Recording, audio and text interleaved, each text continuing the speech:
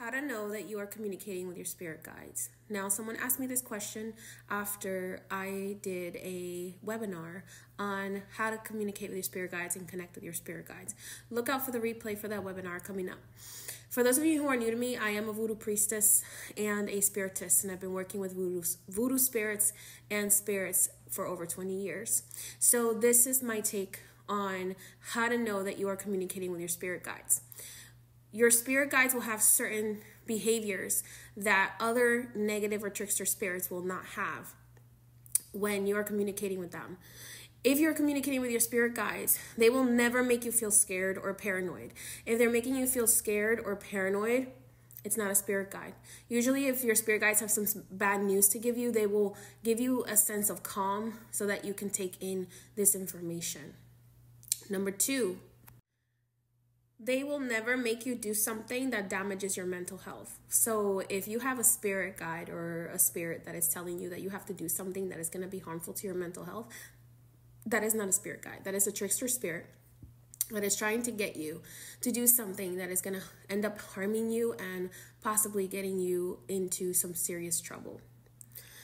Number 3, they are never going to advise you to do something that's going to get you in trouble with the law, or that it's going to make you sick or ill, or that it's going to end up harming you. They might give you information that might help you with like some sort of hex or curse, but they're not going to always agree with you on doing that unless it's justified. And they are also not going to have you do stuff to somebody who is not doing any harm to you at all for absolutely no reason.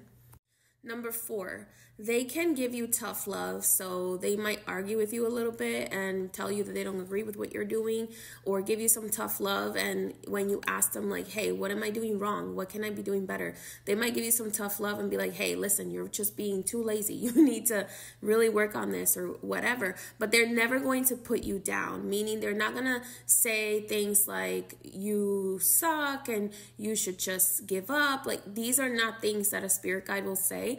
These are trickster spirits.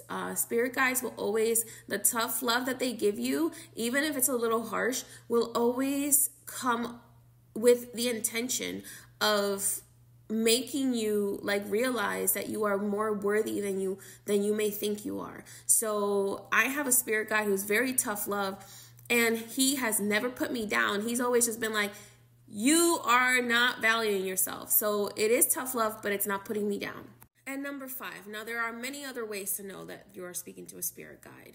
Number 5, which I think is the most important one, is they will always be loving and never be abusive. If a spirit is being abusive towards you, either mentally, emotionally, physically, financially, or anything that is extremely abusive, or anything that is extremely unfair, they are not your spirit guide. That is a trickster spirit, okay? That might be a trickster spirit or a negative spirit or even a demonic entity.